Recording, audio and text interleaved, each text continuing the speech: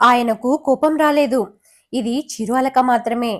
తాను కాసేపాగి ఆయనను తన వైపుకు తిప్పుకొని బుజ్జగించాలి.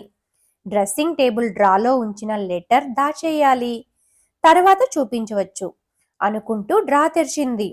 లెటర్ అక్కడే ఉంది. మనసులోని టెన్షన్ తగ్గి రిలీఫ్ ఫీల్ అయింది కళ్యాణి. లెటర్ వైపు యథాలాపంగా చూసిన కళ్యాణికి దస్తూరి వేరుగా కనిపించడంతో ఒకసారి కళ్ళద్దాలు తీసి తుడుచుకొని మళ్ళీ చూసింది. ప్రియమైన శ్రీమతికి అని ఉంది.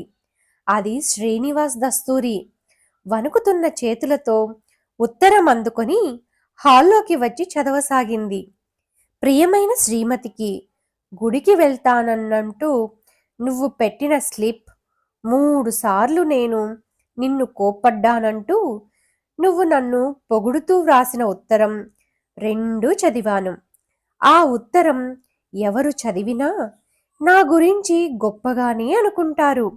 30 ఏళ్లలో 3 సార్లే కోప్పడ్డానంటే నేను చాలా సర్దుబాటు స్వభావం కలవాడిననుకుంటారు. కానీ నిజం నాకే తెలుసు.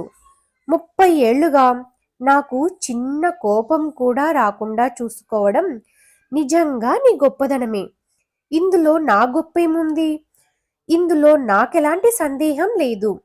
ఇక ఈ 30 ఏళ్లలో నువ్వు నన్ను కోపడ్డ సందర్భం ఒక్కటంటే ఒక్కటి కూడా లేదు. సరదాకు చెప్పడం లేదు.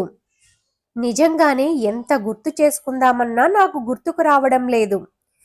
ఇంతలా నా గురించి ఆలోచించే నువ్వు భార్యగా దొరకడం నిజంగా నా అదృష్టమే.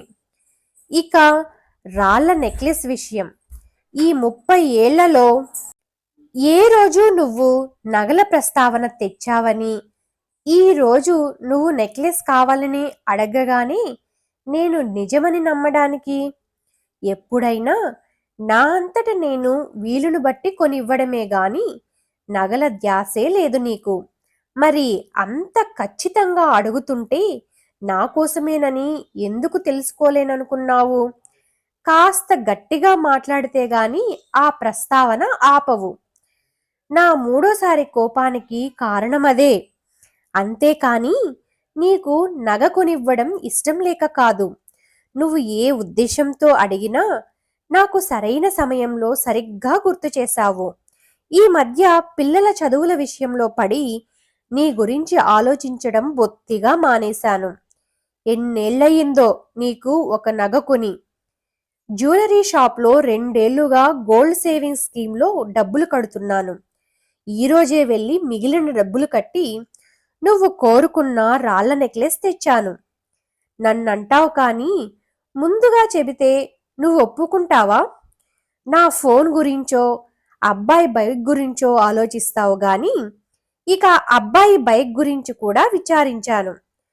0 వడ్డీతో ఫైనాన్స్ దొరుకుతుందట. అబ్బాయితో మాట్లాడి బుక్ చేశాను. నీకు కోపం లేదని నాకు తెలుసు.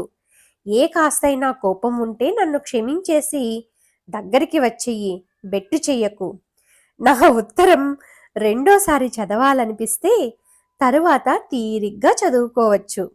ఆలస్యం చేయకుండా వచ్చేయి. ఉత్తరం చదవడం ముగించి బెడ్ మీదకి దూకింది కళ్యాణి. శ్రీనివాస్ను తన వైపుకు తిప్పుకొని ముద్దులతో ముంచెత్తింది. ఈ స్టోరీ అయిపోయిందండి. మరొక మంచి స్టోరీతో మీ ముందుకొస్తాను. మన ఛానల్ని సబ్స్క్రైబ్ చేసుకొని ఈ వీడియోని లైక్ చేయండి. Thank you.